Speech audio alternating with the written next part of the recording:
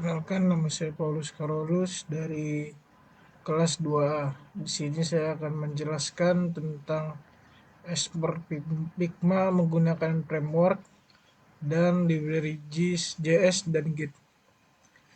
Dalam menggunakan Figma, tentunya ada HTML dan CSS untuk memperbagus tampilan dari sebuah website, dan menggunakan CSS untuk membuat desainnya agar lebih menarik. Figma itu sendiri digunakan untuk membuat halaman website dengan menggunakan framework CSS atau yang lainnya. Seperti ini contohnya, agar tampilan dari sebuah Figma dapat lebih menarik, seperti menambahkan gambar,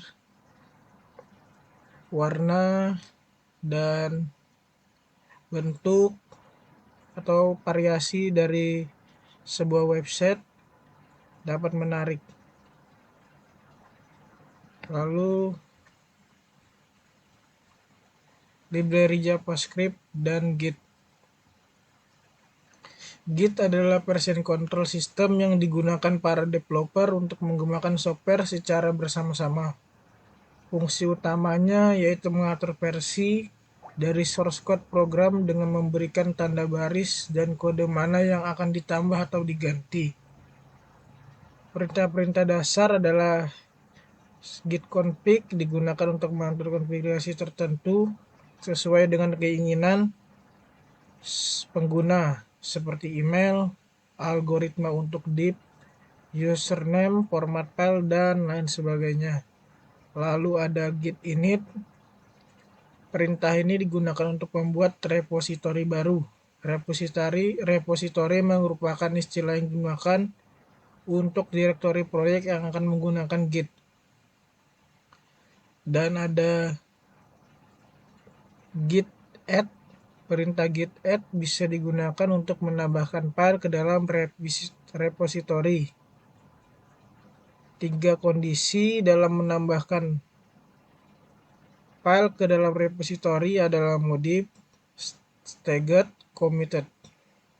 Lalu ada git status, yaitu menampilkan daftar file yang berubah bersama dengan file yang ingin ditambahkan atau di-commit. Lalu ada git commit. Perintah git commit digunakan untuk melakukan commit pada perubahan ke dalam head. Lalu ada git log. Git log berfungsi untuk melihat riwayat atau history dalam perubahan repositori. Lalu ada git checkout, berfungsi untuk mengembalikan kondisi file di repositori secara sesuai dengan commit ID atau nama branch.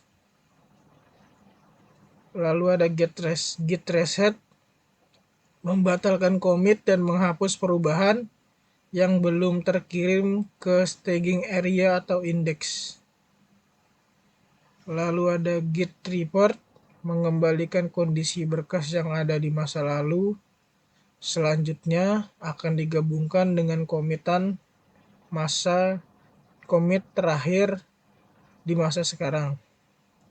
Lalu ada git remote, command untuk menyimpan repositori yang biasanya disimpan di server-server lain.